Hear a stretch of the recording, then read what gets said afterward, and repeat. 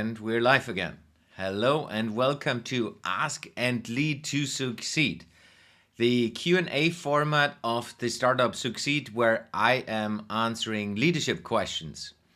And if you're interested in what we are all about, go to wearesucceed.com and you will find a lot of Q&As and as well all leadership education webinars and topics we're building out over time. Let's get rolling with the first one I've prepared. So, first question I got was, how do I lead a team in a remote setting? I think that's something very familiar to a lot of people right now. A lot of people still work in a remote or flexible environment where people are not all together in the office. I think number one, you as a leader need to trust that people are not lazy, because what I hear a lot is, no, I can't trust the people, I need to control them. So let's go deeper into this. You should trust your employees, you should trust your team members. If not, then there is something completely wrong and you need to tackle the trust problem with your team. Be clear on their role and as well the task as part of their role. If everyone understands what exactly their role is and what the expectation towards that role is, it's very, very easy to fulfill the highest level of task.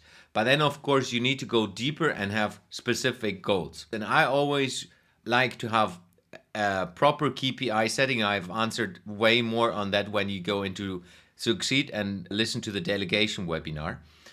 But it's basically where you have KPIs where you measure the team on a top level. So everyone inside the team has the same metric, who is having the same role at least.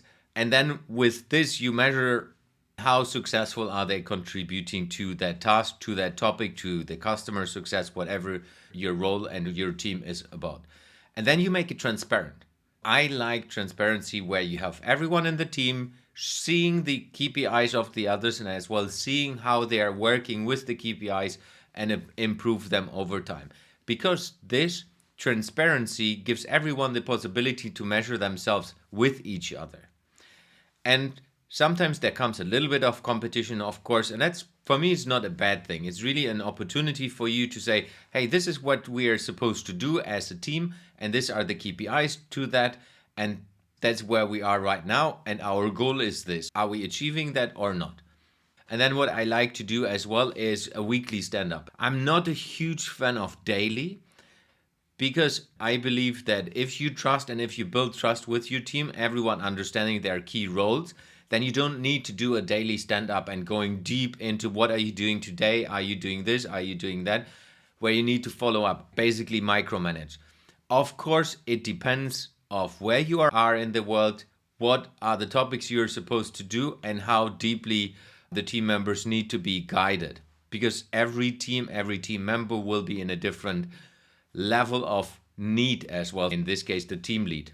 That's something you need to find out. What do your team members need from a support perspective, delegation perspective, to be able to fulfill their roles and the tasks they have for that week? Very important, be transparent, have a weekly stand-up, and then do one-on-ones. I love to have one-on-ones with all the team members on a weekly basis. And it sometimes just half an hour checking in, what's going on, how do you feel, is there anything I can support you? So that's, for me, the ultimate part is trust, and then leading from the trust going into how do you build a performing team with KPIs, with transparency, and then the one-on-ones and the team meeting once a week. How do I lead my first job interview? I always start with what is the role you're looking for. Understanding this role for you as the person who is doing and preparing the interview is very, very important. What are the skills? What are the capabilities? What is the know-how that people need? But then I would even go deeper. What is the optimal recruit look like? What background should they have? How do they contribute in the wider context of your team to this task, to the role? Would it be good to have someone with a specific background coming from an industry, coming from somewhere completely different? Because even if you hire someone for the same role, which you have already, sometimes it's good to freshen up people in a different way.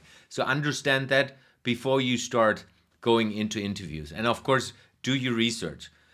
Super basic, have a look at the CV. I'm not a huge fan of CVs, to be honest. For me, the CV just gives you a perspective and it's a snapshot of what they have done over time. Sometimes you are missing the important things inside of the CV because a CV is not showing how are they performing in the environment you put people in. But it's a good indication for you to get an understanding. Then you have cover letters or portfolio review, whatever, depending on which company you work in and where you hire someone from. Important when you go into the interview, be prepared, have written down all your questions, the key questions you should ask all the people you interview, because then you can compare the answers. And then read between the lines. Build an environment where the people are open up. I always try to build a very, very cozy environment, and that's just how I am leading, because I like to lead people with confidence. I like to lead people in the way that they like to work with me and as well like to work in the team where they are. So if you show this from the beginning, if you build a trustful environment rather than, which I've seen, a very distant approach where you just follow step by step key questions, which is like ask a question, stop, answer, stop. For me, it's very important having a conversation. So I highly recommend prepare yourself that you're able to do a conversation with someone. You can test this. If you do your first job interview as a leader, test it with a couple of people before. You can do this with your spouse, with your friends, with your brother, with your sister, in an environment that's not giving you that pressure, where you can ask different questions and see how people are reacting. What I like very much to have someone else joining the interview. One thing is they can give you feedback. They can give you feedback on topics where you basically give them a brief before. Can you please look on how I'm asking question? Can you please look if I do this right? Whatever you're uncomfortable with, they can give you feedback. You have sometimes a bias to select people that are similar to you. At least in my case, that was always the case. So having someone else who has an opinion about the person to be hired as well, often it's good to have a team member who is working with that person in the end.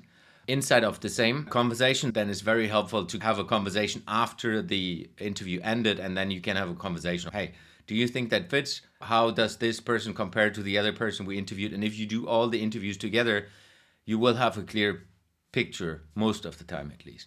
It's very, very hard to select a person in just one interview. I love to have more touch points than one because you get a better feeling. Next question. How do I stand out as a talent? You need to understand your why. Why do you want to stand out? If you then know your why, you can use that why to know where you want to be inside of this organization. If you want to get recognized and stand out inside of one organization, there's a reason for that. You want to get understood better, you want to show up. Everyone has different needs, so be clear and understand your needs first before you do anything. So why? What are the reasons? What are your needs? And where you want to be with that. And then, for me, it's very easy. In a lot of organizations, I see within 2-3 months how the business works and how you can make a career. I'm, of course, plus 40 years old. I've worked in a lot of organizations where I sense what's going on. And I'm very much a people person, so I understand people and their demands inside an ecosystem.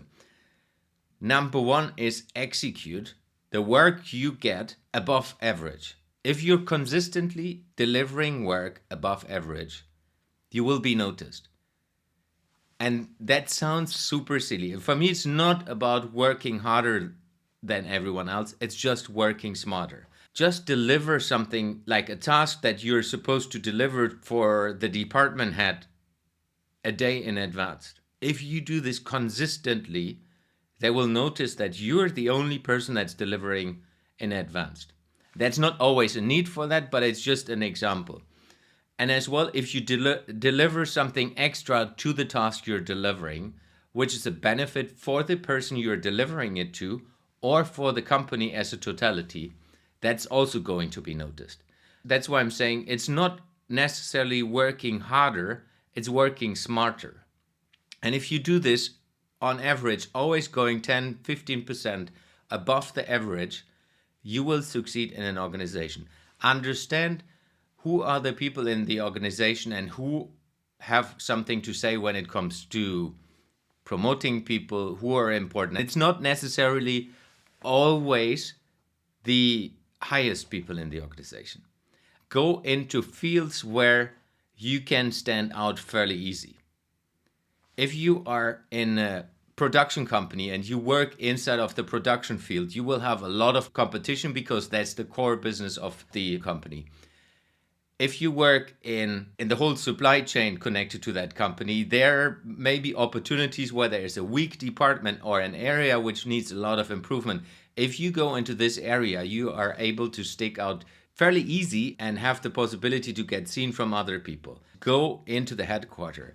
As closer you are to the center of power inside of an organization, I know this sounds weird and I'm not a big fan of that, but it works. If you're closer to the center of the power, you're way more visible than if you are one of the best ones but far away from the headquarters. Next question. How do I coach a person? First and foremost, I'm not an expert in teaching other people to be a coach. So the best is do a coaching course. I did a coaching course and I can highly recommend every leader in the whole world should have a coaching education and get into that topic. But if we go simple and just advise from a leadership perspective, number one, learn to listen. Listen in different ways, where you hear what the person is saying, you sense what the person is feeling, you as well try to understand between the lines, and you try to bring all of this melting pot together. Because specifically as a leader, you have a lot of conversation with a lot of people of your team, and they're sometimes task related, sometimes wider business related, sometimes personal related, sometimes performance related, sometimes payment related. As a leader, you always need to understand how is your team member doing. If you want to learn to coach, it's very important to listen and understand and observe. That's the number one skill you need to learn. And you can start today doing this with your friends at home, with your family, with your kids. Being attentive and listen and try to build an ecosystem understanding of that person. How is this person doing? What is this person saying? Why is this person saying this in that way? Is there a reason for this? What do you believe is behind that? If you get into the listening part, reflect back to the person. A person is saying something to you and you formulate that differently in your words and say, oh, it feels like you're angry. Do I understand you right that this. And then they will confirm towards you. And just with question and reflecting to them, with not giving them the answer, it will help you to help them. Which for me, the whole coaching aspect is about. You're guiding people to help themselves through asking questions and different perspectives. One thing I needed to learn early on getting the coaching education, don't put your opinion into things. I always give the example, I coached a person and that split up with the partner. And in my value set, that was not the right thing, but for the person that was the right thing and that person flourished afterwards. So that's just one of the examples. Next question, what do we have? How do I manage a conflict between two team members? Talk to the individuals. I think that's the number one. Talk and get an understanding of the individual positions. Let's say if it's two people, talk to both of them. Try to understand what is behind this. What did you understand? Why is this happening? Individual, not putting them together straight away. Build a perspective that you understand of what's the trouble, why is the conflict there. Sometimes it's very, very simple things. I would be the mediator between them. I would not take a decision most of the time, because what I've learned for myself is if you jump in and solve it, then you have basically taken a decision on one side. I always try to empower the people to solve the conflict themselves. If you empower both of them individually, okay, understand your perspective, see your point without agreeing with it. How do you think that you could agree with him or her?